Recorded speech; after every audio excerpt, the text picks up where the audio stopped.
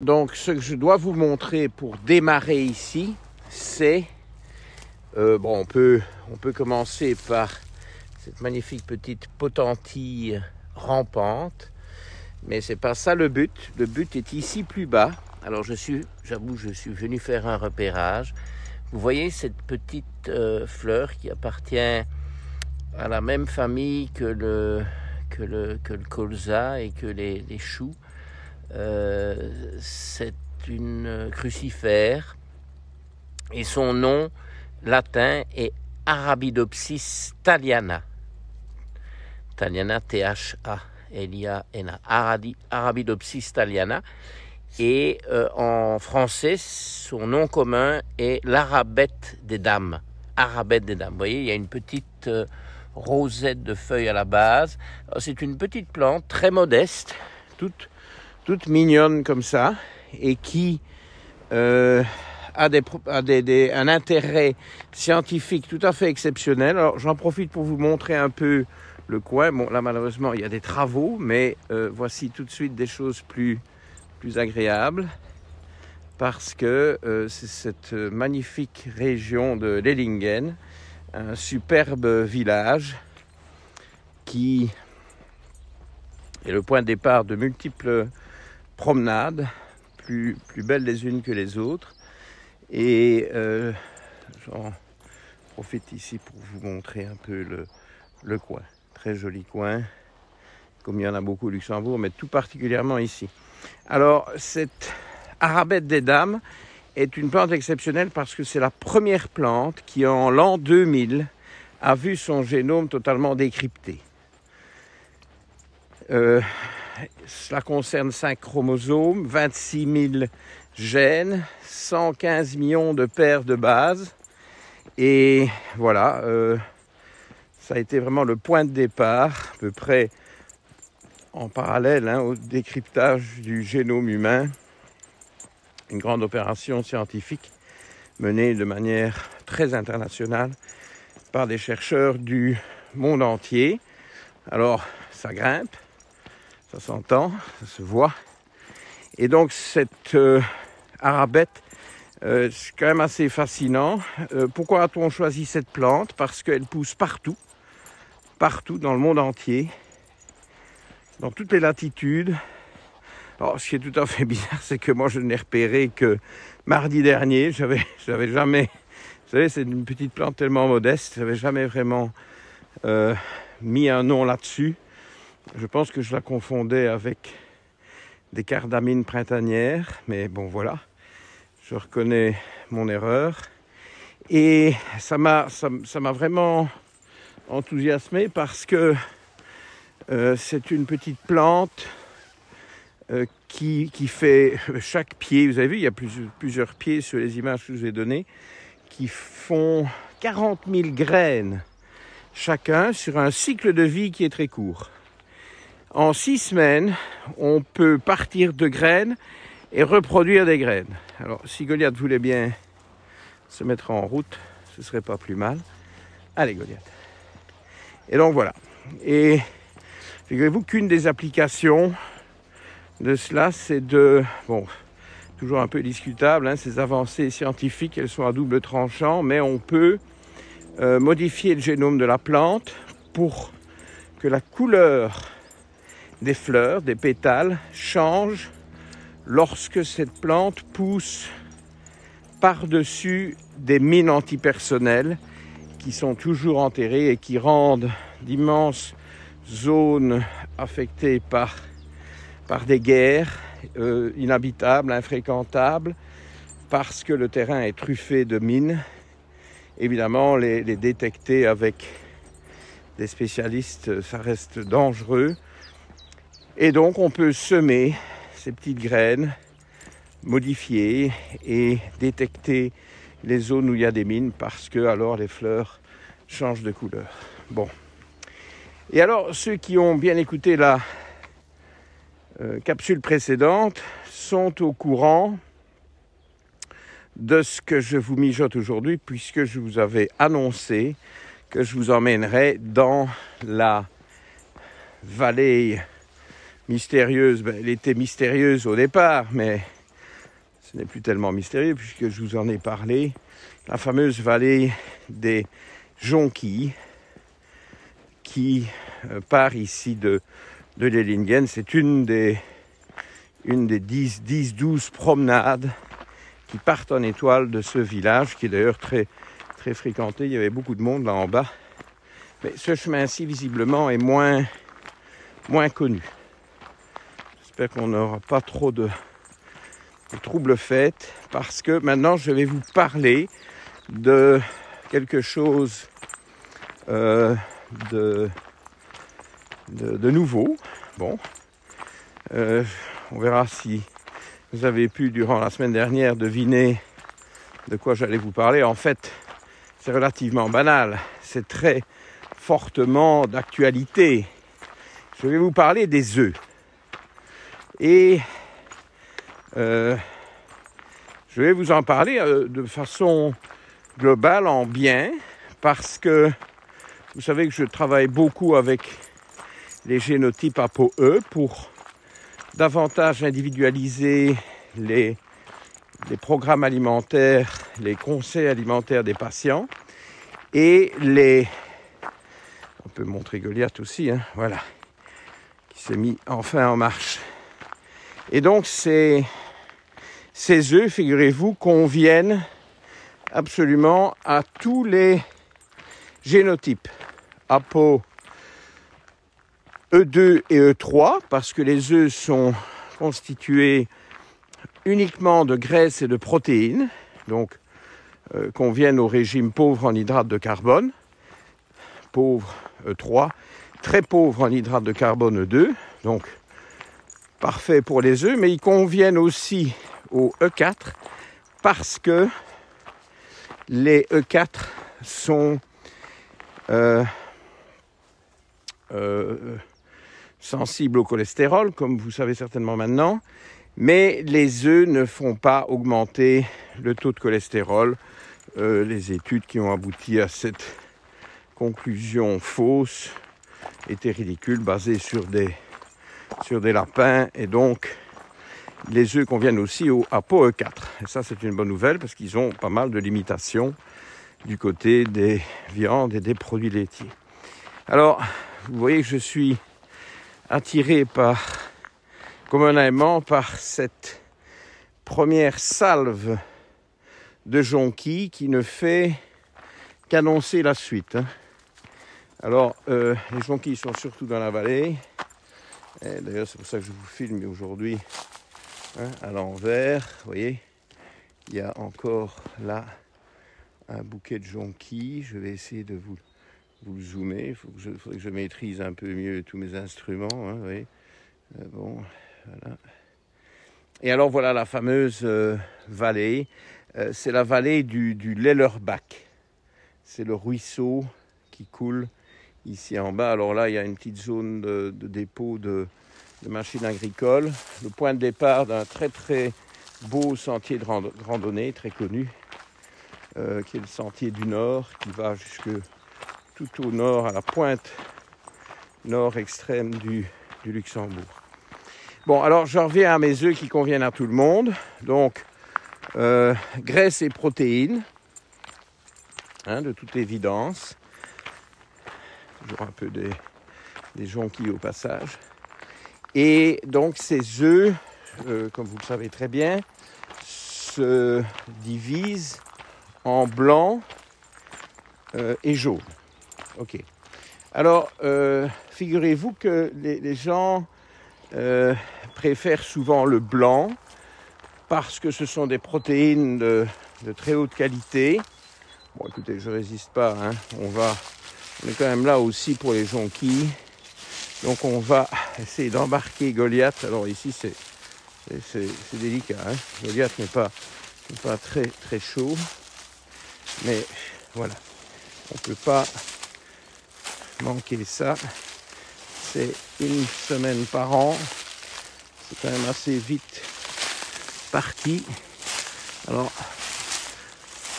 la pente est raide. J'espère que vous n'allez pas entendre un grand cri et avoir un reportage posthume avec l'enregistrement qui aura été retrouvé dans le bas de la vallée. Alors, pour Goliath, c'est pas très facile, il y a aussi des ronces. Enfin, ça va aller un peu mieux ici plus bas. Regardez ça, ce sont des tapis de jonquilles. Hein, alors, regardez, c'est quand même assez fabuleux. Hein. Qu'est-ce que vous en pensez? C'est joli, non? Voilà, regardez ça. Bon. Et alors, il y en a encore, plus on descend, plus il y en a. Bon, on va pas trop descendre parce qu'après, c'est quasiment un pic. Hein. Je sais, je suis passé mardi par le bas. Et alors ici, j'ai une main attachée à la laisse de Goliath. Ça, c'est très important. Et une main avec mon stabilisateur qui vous filme tout ça. Regardez, hein, c'est pas mal. Hein. C'est pas mal. Alors, on va mettre le truc un peu plus loin. Oula. Bon, bah écoutez, je vais finir à la main. Parce que une fois qu'on a perdu l'équilibre, c'est plus compliqué. Et donc, on va le faire à la main. Allez, viens voir, regarde comme c'est beau ici. Bon, alors, est-ce que je vais arriver à vous reparler des œufs alors que je suis quand même un peu captivé par ce tapis jaune que j'ai sur les pieds? J'essaye de ne pas écraser ces magnifiques fleurs. Et alors, ceux qui ne sont pas tellement intéressés par la nature, ne vous impatientez pas d'impatience, ne vous impatientez pas. La suite des infos sur les œufs arrive. Et la partie naturelle, de par la présentation de l'écologie ici, voilà, les choses intéressantes de nature étaient à vous montrer au début. Puis alors, il faut évidemment qu'on voit Goliath dans les jonquilles. Hein. Voilà. Il est quand même un peu interpellé, un peu étonné de ce qui se passe, ou plutôt de ce qui ne se passe pas, parce que nous allons maintenant que vous avez bien vu tout ce magnifique paysage, et alors forcément la vallée et les bois environnants. Hein. On va pouvoir passer à la partie plus scientifique et je vous reparle des œufs dans un instant. Voilà, c'est reparti. Je vais maintenant pouvoir me concentrer sur cette histoire d'œufs. On va essayer avec Goliath de revenir sur la route parce que nous sommes ici dans une pente assez raide et il y a énormément de ronces. Donc il faut encore en sortir. Bon, ça a l'air de se présenter bien. Et donc voilà, les œufs, le blanc d'œuf est toujours très réputé, très connu pour sa qualité de protéines. Ce sont parmi les protéines les plus réputées, à juste titre. Ce sont des très bonnes protéines et je trouve que tous ceux qui cherchent des protéines, je vais vous dire que ces capsules, c'est quand même toujours au risque de, c'est pas de sa vie ici, mais en tout cas, les aubépines, tenez-vous bien, ont des épines. Et donc, ces œufs,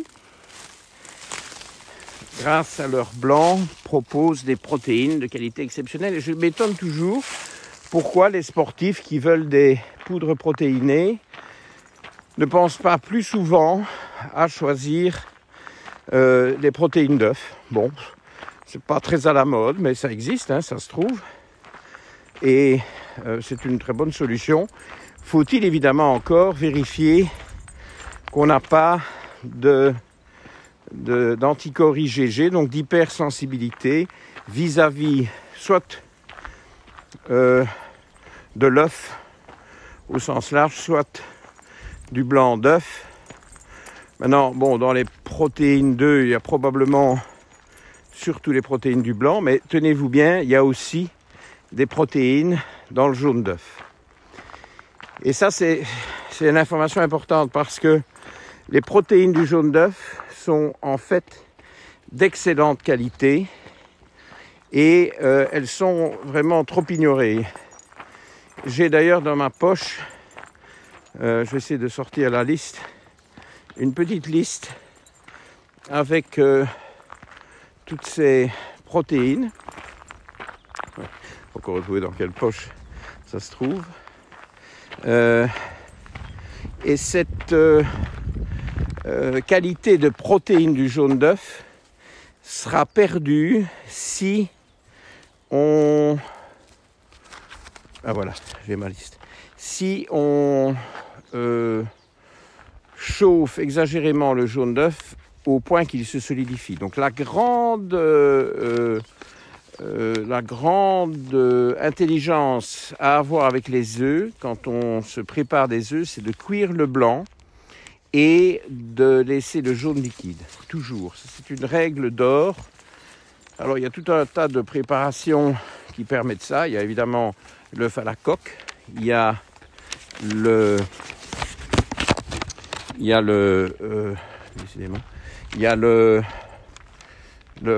sur le plat, hein, l'œuf poché. Bon, je crois que voilà trois façons de faire qui conviennent très bien. Alors, je vous lis un peu ma liste. Et je vous cite des protéines du blanc. Il y en a toute une collection.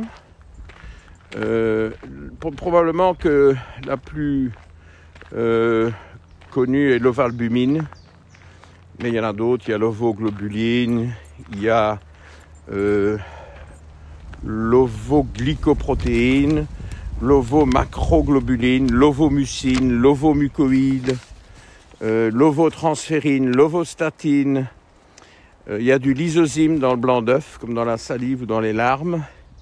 Il y a l'avidine, la conalbumine, la cystatine. Bon, il y a plein de protéines dans le blanc, mais il y a aussi plein de protéines dans le jaune. Et des protéines vraiment très remarquables, avec beaucoup de soufre, mais qui est un acide, un élément. Les acides aminés qui contiennent ce soufre sont des acides aminés très désirables parce que on tend à en manquer dans l'alimentation. Et tout ça conduit au glutathion, donc antioxydant très important, l'acide alpha-lipoïque aussi. Et donc c'est très, très bon de consommer des protéines qui contiennent du soufre. Et les protéines du jaune d'œuf contiennent du soufre, comme on peut le sentir quand on mange un œuf cuit dur. On sent que... Mais vous voyez, ce sont déjà des protéines qui sont à l'état durci. Voyez, j'ai eu peur, je ne l'ai pas entendu arriver. À l'état durci, un promeneur. Et donc, je vous cite ces protéines du jaune d'œuf. Apovitelline, il y en a plusieurs. L'ivétine, il y en a aussi toute une collection, alpha, bêta, gamma. La phosphitine et la vitelline est probablement la plus connue. Donc il y a de quoi faire des deux côtés en termes de protéines, mais celles du jaune sont plus fragiles et sont probablement plus désirables. Vous voyez, les gens, de nouveau, là, ont des conceptions un peu basiques qui ne sont pas correctes. Pour eux, l'œuf n'est intéressant. J'ai tellement de patients qui ne prennent que le blanc d'œuf parce qu'ils disent « Ah oui, mais c'est là qu'il y a les bonnes protéines. » Bah, ça, c'est déjà à moitié faux. Et puis, oh, le jaune, c'est plein de cholestérol. C'est pas faux, mais ce cholestérol est tout à fait bénin. Donc, oui, ils sont fortement à côté de la plaque. Et donc, je passe mon temps à redresser toutes ces erreurs. Je crois que dorénavant, je dirais, bon, allez un peu écouter la capsule sur les œufs et passez les premières minutes si vous ne supportez pas les jonquilles. Bon, alors, revenons aux sensibilités. Bon, et aux allergies, si vous voulez, parce qu'on peut évidemment avoir des allergies, ne sont pas rares, surtout chez les enfants, des allergies à l'œuf, qui sont de vraies allergies, qui peuvent donner des réactions brutales et violentes et potentiellement dangereuses, qui sont des allergies avec des anticorps IgE. Mais ce qu'on rencontre fréquemment dans une population adulte, ces IgE ont tendance à disparaître avec les œufs, mais bon, c'est pas une règle absolue. Il faut avoir des adultes qui ont des IgE contre les œufs, donc ils ne peuvent pas en manger, mais ça en général ils le savent, parce qu'ils ont une réaction très, très forte. Donc ça, c'est pas des découvertes dans des bilans pour donner des conseils alimentaires aux gens. Ce sont des choses que les patients savent depuis belle lurette. Mais il y a aussi donc des réactions IgG aux œufs. Et là, ça vaut vraiment la peine de doubler le test, c'est-à-dire de tester le blanc et le jaune. Et on aura des gens qui réagissent à l'un et pas à l'autre. Évidemment, pas mal de gens, quand ils réagissent aussi aux deux, mais pas nécessairement. Donc, je vois pas mal de patients qui peuvent consommer le jaune et qui devraient se méfier ou en tout cas éviter dans une certaine mesure le blanc. Bon, donc ça, il faut tester. On ne peut pas vous dire ça d'avance. C'est un test très facile à faire et qui vaut la peine d'être fait parce que après les deux grandes familles alimentaires à problème que sont les céréales et les laitages, qui sont effectivement des aliments récents dans l'évolution humaine, qui sont introduites finalement avec l'apparition du néolithique, vous vous retrouvez en numéro 3 avec quand même les œufs comme un potentiel allergène. Il m'arrive de temps en temps d'avoir des patients qui n'ont pas de problème avec le gluten ou les laitages et qui ont un gros problème avec les œufs. C'est pas courant, mais ça arrive. Et puis alors, il y a ceux, ça je crois que c'est encore un cas clinique que j'ai eu hier ou avant-hier. Il y a ceux, avant-hier, mon dernier patient de jeudi soir, gros problème digestif. Je m'attendais à plus de problèmes que ça avec le gluten. Bon, je lui ai déconseillé le gluten pendant 4 mois, mais c'est probablement pas à vie. Il faut qu'il retape son intestin, c'est pas l'idéal de le faire sous gluten. Mais en réalité, le patient a des réactions IgG colossales vis-à-vis des principales protéines des laits animaux et il en consomme beaucoup. Donc, à mon avis, c'est ça le moteur de son leaky gut, de son hyperperméabilité intestinale. Mais pas de manière surprenante, puisque les œufs, que ce soit en tant que tels ou comme ingrédients, sont quand même des aliments extrêmement fréquents, probablement quotidiens pour la plupart d'entre nous. Il suffit qu'il y ait un peu de mayonnaise dans quelque chose, il y a de l'œuf. Et alors ça intervient aussi dans nombre de préparations culinaires de toutes sortes, puisque c'est une forme de liant, un peu comme le gluten, donc on retrouve ça dans plein de recettes.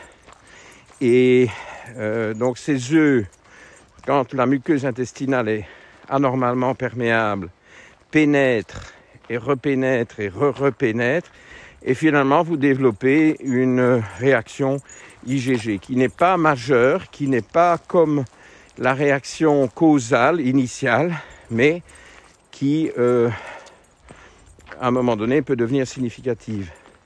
Et donc le patient en question était entre 40 et 50 pour les IgG des protéines laitières, c'est-à-dire caséine, bêta, lactoglobuline. Donc là c'est un niet absolu, il faut être strict. Y compris le beurre par exemple, parce qu'il y a quand même dans le beurre, il n'y a que 81% de graisse, donc il y a 19% de protéines, peut-être un peu d'eau quand même, mais il y a des protéines qui sont effectivement la caséine, de la bêta-lactoglobuline. Donc ce patient-là, pas de beurre non plus. Alors les œufs, il est aux alentours de 20 pour le blanc, de 10-12 pour le jaune. Bon, je ne vais pas lui interdire les œufs parce qu'il ne va plus rien manger, mais c'est un E3. Et donc je lui dis, bon, on a négocié finalement, il va prendre maximum 2-3 œufs par semaine et il ne va pas être trop regardant sur les ingrédients. Et comme le programme, y compris le traitement qui va avec, a pour but de réparer la muqueuse intestinale, on peut espérer que d'ici quelques semaines, 2-3 mois, cette muqueuse va devenir de moins en moins perméable et que quand il va manger des œufs, son système digestif va détricoter les protéines allergisantes pour lui des œufs et tout simplement absorber les acides aminés de ces protéines. Je vous rappelle que les protéines, dont je vous ai lu la liste, contiennent, pas toutes, mais je veux dire, dans leur ensemble, vous allez retrouver 22 acides aminés, dont la sélénocystéine, qui est le 22e et qui est assez rare, mais qui existe évidemment dans la nature, qui fait partie des acides aminés dont nous avons besoin. Parce qu'il y a pas mal de protéines qui nécessitent la présence de sélénium sous forme de sélénocystéine, et notamment plein de ces protéines dans la glande thyroïde. C'est pour ça que sélénium et thyroïde, c'est très important. C'est vraiment l'endroit du corps où le sélénium est le plus concentré via justement ces sélénocystéines. Donc ça, c'est le 22e acide aminé, parce que quand j'ai fait mes études, il n'y en avait que 21, mais bon, on a retrouvé un 22e par après. Vous savez que j'ai fait mes études il y a très très longtemps, hein, mais c'est pour ça qu'il faut se tenir informé, il faut continuer à étudier toute sa vie, je pense. Et donc, les 22 acides aminés de ces protéines d'œufs, que ce soit du blanc ou du jaune, c'est toujours les mêmes 22, eh bien, ce sont les 22 acides aminés qu'on retrouve dans les protéines humaines. Et tenez-vous bien, aussi dans les protéines de jonquilles, parce que ce sont toujours les mêmes 22 acides aminés. Et donc, si on digère correctement, on découpe tout ça, toutes ces protéines en acides aminés, parfois en dipeptides, donc des blocs de 2, c'est ça qui peut être absorbé. Et ça, évidemment, ce n'est pas allergisant, c'est les mêmes. On n'est pas allergique à nous.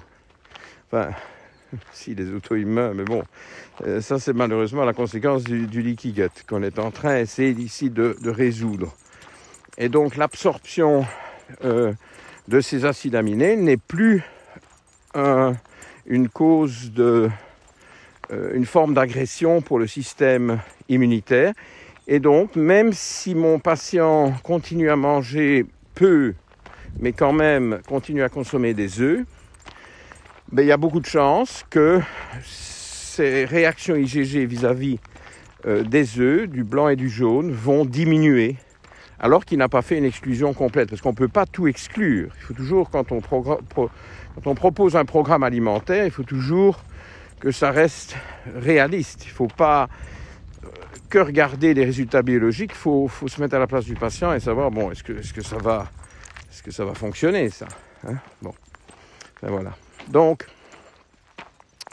ça, ce sont des cas pratiques pour jouer avec ces réactions aux œufs qu'il faut quand même rechercher avant de les conseiller tous azimuts chez des patients qui ont quand même une fonction digestive délicate, voire c'est peut-être le problème avec lequel on vient vous trouver, et donc il faut surtout ne pas nuire, primum non nocere, donc ne pas donner un conseil qui a l'air comme ça fondé sur des bases logiques, hein, manger des œufs, et puis boum, il y a des IgG-œufs, et au lieu de soigner, de guérir la muqueuse intestinale, vous aggravez son incendie. Voilà, écoutez, le temps est écoulé.